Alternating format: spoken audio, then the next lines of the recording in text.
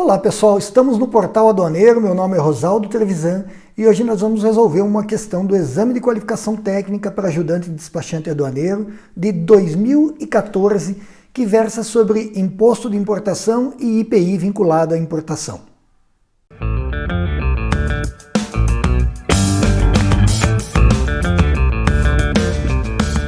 Essa questão é uma questão interessante, porque é uma questão de cálculo, tá? Então aparecem questões de cálculo também nos exames de qualificação para despachante aduaneiro, assim como nos concursos para auditor fiscal da Receita em matéria de comércio exterior. E o enunciado diz: uma empresa interessada em importar componentes eletrônicos solicitou a um despachante aduaneiro uma estimativa dos valores do imposto de importação e do imposto sobre produtos industrializados, que é o IPI vinculado à importação, que seriam devidos caso a operação se concretizasse. Para tanto, apresentou as seguintes informações. A primeira informação é valor negociado das mercadorias Incoterm CFR, $30.000.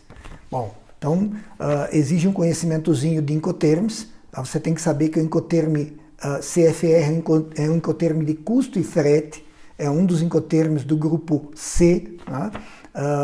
E que envolve, então, um valor incluindo o custo da mercadoria e do frete. Não inclui seguro. Se fosse o CIF, CIF incluiria seguros também. A gente ainda vai ter uma questão resolvida aqui sobre incoterms e aí aprofunda um pouco nesse tema.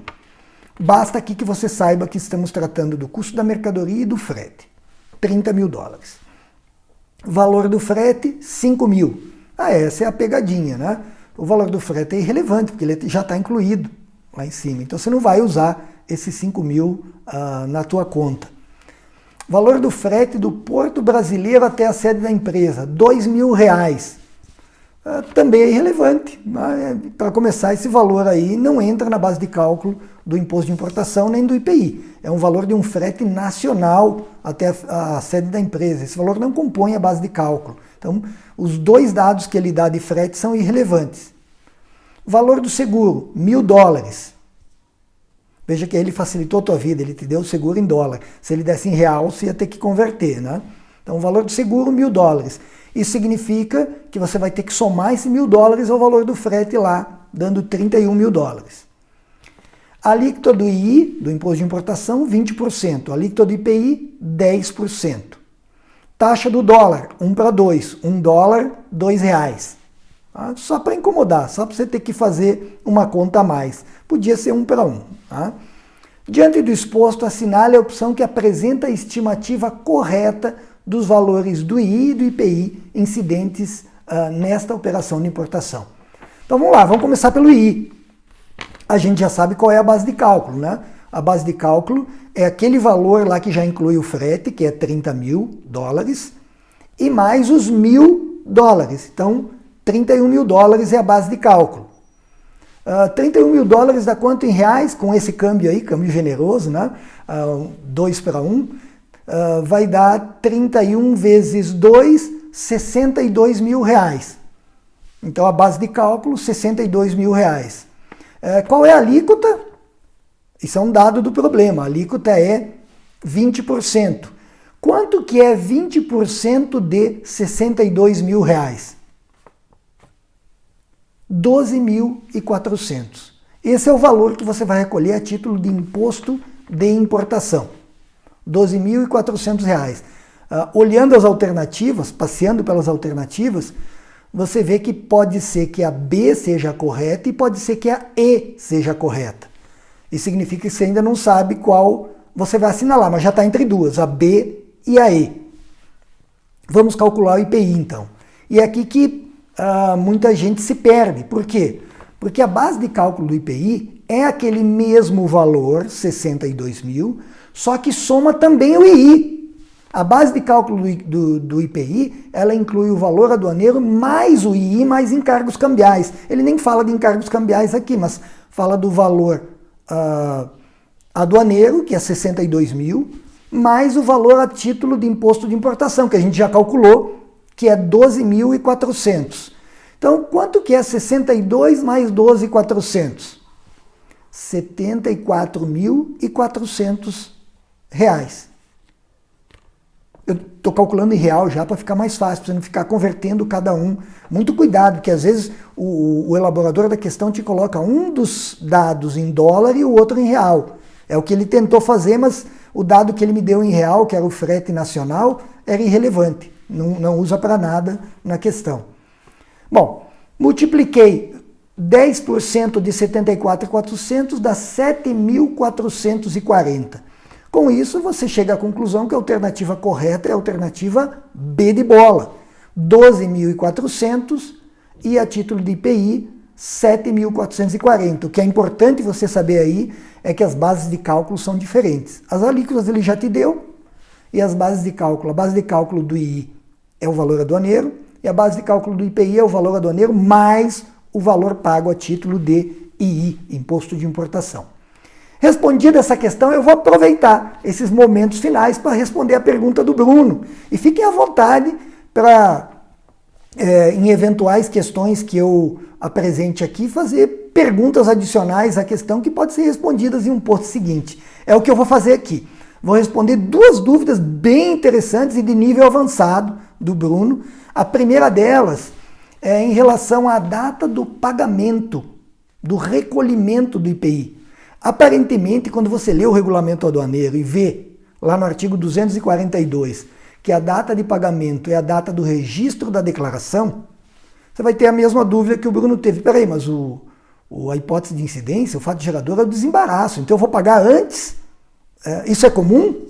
Né? O artigo 150, parágrafo 7º da Constituição prevê a possibilidade disso acontecer. E tem tributos em que isso é regra. Por exemplo, o imposto de exportação. No imposto de exportação, você sempre paga antes da mercadoria sair do país. Então, no imposto de importação, 100% do tributo é pago antes da mercadoria sair do país.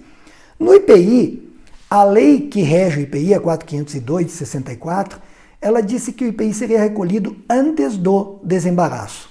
Não fixou exatamente o momento. Quando você vai lá no regulamento do IPI, no RIP, o RIP também diz, nos artigos 261 e 262, o 261 ele fala que vai pagar por DARF, e o 262 ele diz, antes da saída da repartição. Antes é quando? Um dia antes, 2 dias antes? Não é um momento exato. O que o regulamento aduaneiro fez foi fixar esse momento. Fixou esse momento na data do registro da declaração de importação. Ah, professor, mas e se eu paguei a mais? Eu tenho direito... Imagine que tenha majorado a alíquota do IPI e entra a data do registro da DI e o desembaraço deu um valor... eu paguei um valor a maior. Tenho direito a restituir? Tenho. A Receita já disse isso? Disse. Solução de consulta COSIT 20 de 2014 expressamente assegurou essa possibilidade de direito de restituição. Ah, mas e se faltou complementar? Eu vou ter que recolher com juro e multa de mora? Não, se faltou complementar, você vai recolher sem necessidade de acréscimos. É o que está também na solução de consulta 20 de 2014.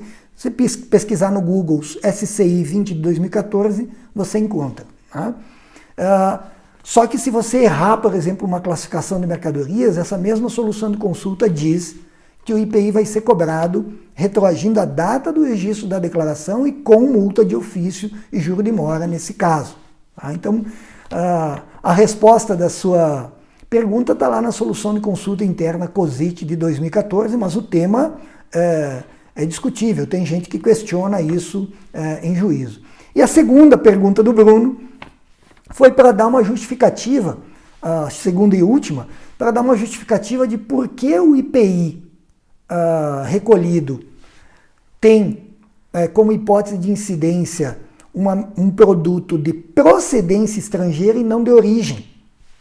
Por que o IPI usa o critério procedência? Vou dar um exemplo aqui. Se eu vendesse uma mercadoria para alguém aqui no Brasil, incidiria IPI nessa operação de venda. Agora, se eu resolver triangular, vender para alguém na Alemanha, e daí esse alguém na Alemanha mandar de volta para o Brasil, quando eu mandar para a Alemanha, vai incidir IPI? Não incide IPI nas exportações. Se bastasse que ela fosse de origem estrangeira nesse retorno, não incidiria no retorno também, porque seria uma mercadoria de origem brasileira. Né? Porque foi uma mercadoria brasileira que só foi passear e voltou. Ela não desnaturou a origem, ela continua sendo uma mercadoria de origem brasileira. O fato de ela estar voltando não ocasionaria uma incidência tributária, se o critério fosse a origem. Mas o critério do IPI é literalmente a procedência. Então não me interessa se o produto é made in Brasil ou não. Se estiver retornando de uma exportação definitiva para o estrangeiro, não estou falando aqui de exportações temporárias, que são regimes, e a gente vai discutir ainda em outras aulas sobre isso. Se a mercadoria definitiva estiver retornando para o Brasil, nesse retorno não incide se o critério for a origem, mas incide se o critério for a procedência.